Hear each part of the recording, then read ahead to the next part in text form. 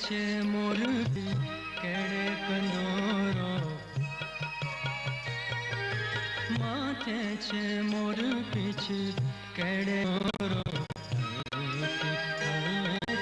કાનોડો આવતો, માથે છે મોર પીછ કેડે કંદોરો, હળવેથી હળવેથી કાનોડો આવતો. માથે છે મોર પીછ કેડે કંદોરો, હળવેથી કાનોડો આવતો, પનઘટની કેડીએ મારગડો રોકતો, પનઘટની કેડીએ મારગડો રોકતો. વેણુ વગાડતો,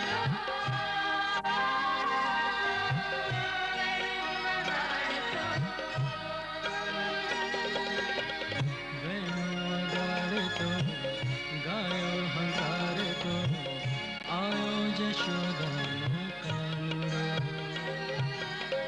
વેણુ વગાડતો, વેણુ વગાડતો.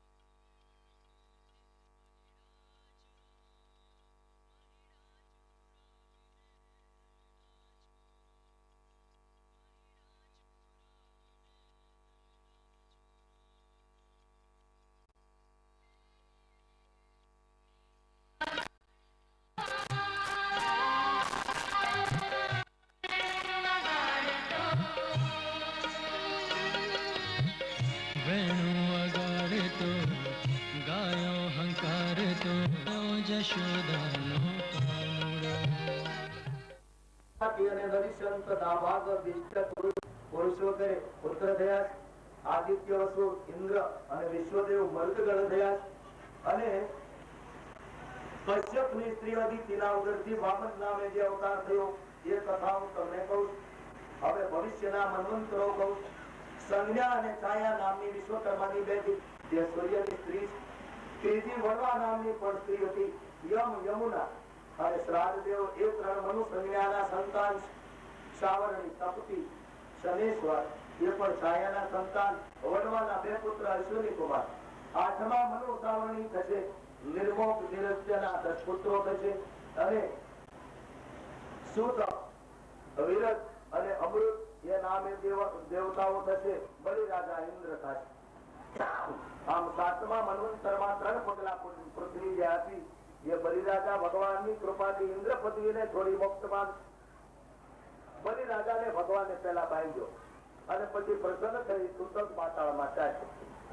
ગાલવ, દિલીપ, કીર્તિમાન અને પરશુરામ, અશ્વત્થામા, કૃપાચાર્ય અને અમારા પિતા વેદવ્યાસ એ સપ્તર્ષિ થશે. આ પ્રમાણે દશમા મનુ, બ્રહ્મા, સાવરણી, ભોરીચરણ વગેરે 10 પુત્રો થશે, અને ઋતુધામ, ઇન્દ્ર, હસ્તિયાદી દેવતા, અગ્નિર્જ આદિ સપ્તર્ષિઓ અને સત્ય સુરગત એ સ્વધામ નામનો અવતાર જે થશે.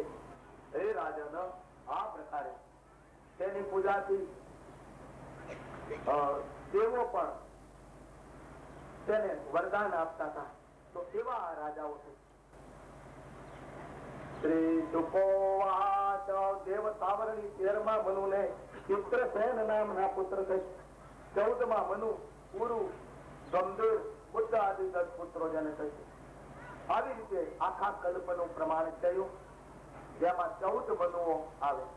હવે ઈશ્વરે કૃપણ રૂપ ધારણ કરી અને બલિ રાજાની પાસે જે 3 ડગલા પૃથ્વી માંગી એનો વૃતાંત કહી રહ્યો.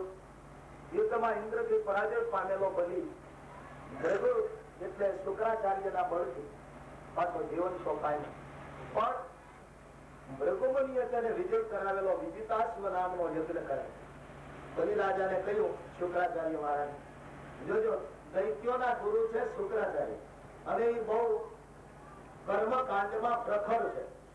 એ ઉપરાંત શુક્રાચાર્ય સંજીવની વિદ્યા પણ જાણતા, એટલે અવારનવાર દૈત્યોને આ વિદ્યાથી નમસ્તે કૃષ્ણ ગર્ભાય વેદ ગર્ભાય વેદસે શ્રીનાભાય ત્રિપુષ્ટાય વિષ્ણવે.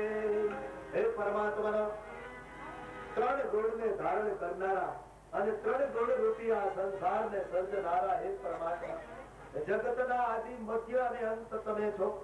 તમે દેવના પરમ આશ્રય છો. તમારે જન્માદિ નથી તો પણ દેવોના કાર્ય સિદ્ધ કરવા તમે અવતાર ધારણ કરો. ઘણી વાર એવું થાય કે ભાઈ બ્રહ્મ છે કોઈ અવતાર ધારણ કરે એ વ્યાજબી છે, પણ દેવોના કાર્ય કરવા માટે બ્રહ્મ રૂપ ધારણ કરે છે, નિરાકાર એ આકાર ધારણ કરે છે. એની પાછળનો ભાવ એ છે કે દેવોના કાર્ય કરવા, સજ્જનોને શાંતિ પમાડવી છે અને દુર્જનોનો નાશ કરાવવો, એટલે ભગવાન રૂપ ધારણ કરે. સુખદેવજી કહે છે કે બ્રહ્મા એ સ્તુતિ કરી ત્યારે ભગવાન યોગ ગ્રહ લગ્ન વાર તિથિ તમામ જયારે અનુકૂળ બને, ભાદરવો મહિનો આવ્યો એમાં દ્વાદશી એટલે 12 તિથિ છે, અજવાળિયા પક્ષ, અને એ દિવસે બરાબર બપોરનો સમય હોય. મધ્ય દિવસ મધ્ય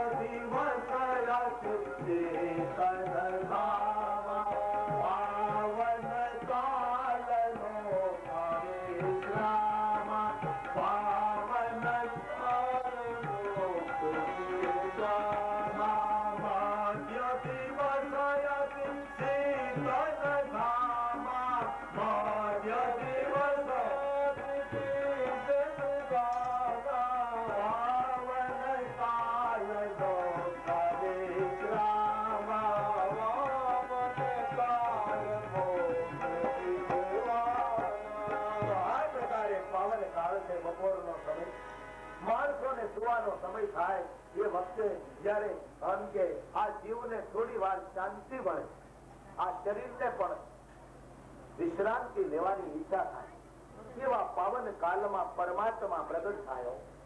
વામનજી બપોરના 12 વાગ્યે પ્રગટ્યા. આકાશમાં દેવો આવ્યા છે, અપચરાઓ ફૂલના પેલા ચોપલીઓ લઈ અને પ્રકૃતિના પુષ્પો વેરવા માટે તત્પર બની છે.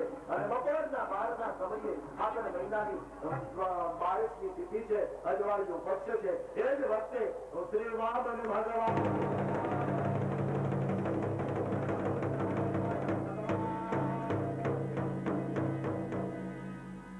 ભગવાનનો પ્રાગટ્ય થયું. સર્વના ચિત્તમાં આનંદ થવાનો, બધાના મનમાં આનંદ થયો. ભગવાનનો જન્મ થાય ત્યારે ચિત્તમાં શાંતિ થાય, અસુરોનો ઉદ્ભવ થાય ત્યારે ક્ષિતિજોમાં અશાંતિ સર્જાય. અસુરો ઉદ્ભવે ત્યારે ક્ષિતિજોમાં દિશાઓ ઝાંખી પડે, અને ક્રૂર ગ્રહોના મિલન થાય, યુતિઓ સર્જાય અને વાવાઝોડા અને ઉલ્કાપાત થાય જયારે અસુરો જન્મતા હોય ત્યારે. પણ ભગવાનનો જન્મ થાય ત્યારે ચિત્તની અંદર ખરેખર શાંતિ અનુભવાય. બધાને આનંદ થયો છે, અને એ આનંદના કારણે દેવ મુનિ બધા ભગવાનના નામના ગુણગાન ગાય. ભજ ગોવિંદ ગોવિંદ ગોપાલા, ભજ ગોવિંદ ગોવિંદ ગોપાલા, ભજ ગોવિંદ ગોવિંદ ગોપાલા,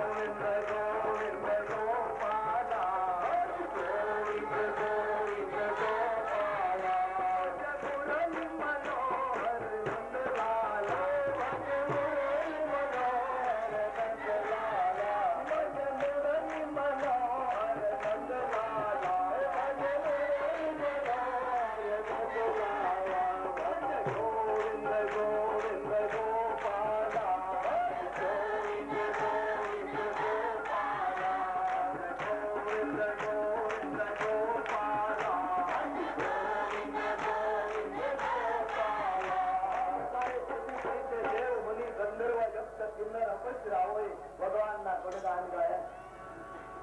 અદિતિના ઉદરમાંથી ઉદ્ભવેલા આ પ્રગટ પુરુષ વામનજી બટુક રૂપ ધારણ કર્યું અને જન્મતા જ એ બટુક રૂપ ધારી ત્યાંથી ઉભા થઈ ચાલ્યા અને કશ્યપ મહારાજને કહે છે કે મહારાજ હવે મારે અહીંયા તમારી સાથે વાતો કરતા સમય ગુમાવવો નથી.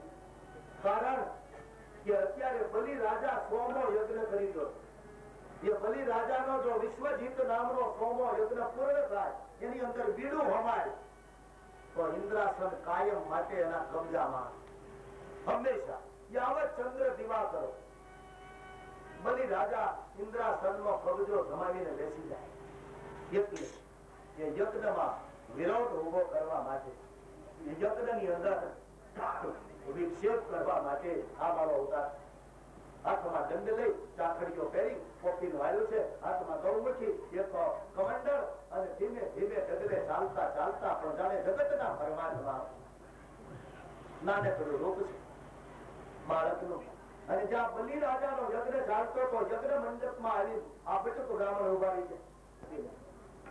હું તમને ખંડ અને દ્વીપના રાજ આપી શકું એવો સમર્થ અને હું તમને આપું અને તમે ન લ્યો એને બદલે 3 ડગલા પૃથ્વી માંગો. ભગવાન કહે છે ક્યાર નો હું કહે છે હું આપું. હા હું આપું. આ કોનું છે? ભક્ત જનોભાઈ ભગવાનને જયારે થાળ ધરે ને ત્યારે આપણા માણસો ભગવાનને જયારે થાળ ધરતા હોય ત્યારે એવી ભાવના કરે કે તારું દીધેલું વાલા તુજને ધરાવો, તારું દીધેલું વાલા તુજને ધરાવો, હું તો ગરીબ ક્યાંથી લાવો, હું તો ગરીબ ક્યાંથી લાવો, કનૈયા હે નંદલાલા, હું તો ગરીબ ક્યાંથી લાવો,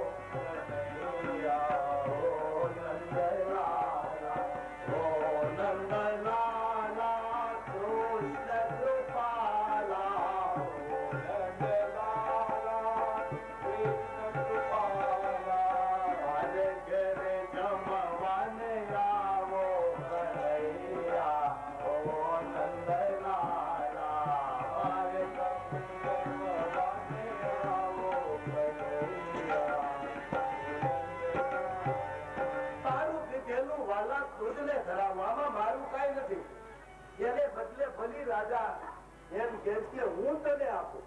ભગવાનના મનમાં હસવું આવે કે આમાં તમારું શું? તમે એમ કહો છો કે હું આપું દ્વીપ કલ્પોના રાજ આપું? નહીં રાજા, મારે 3 ડગલા પૃથ્વી બસ છે અને 3 ડગલાથી જેને સંતોષ ન મળે એને કદાચ પૃથ્વીના સ્વર્ગના મૃત્યુના રાજ મળે ને તો એના મનમાં સંતોષ થઈ આવે. 3 ડગલા પૃથ્વી તો કાઠી છે. આ 5 ફૂટનું તમે શરીર તો જુઓ.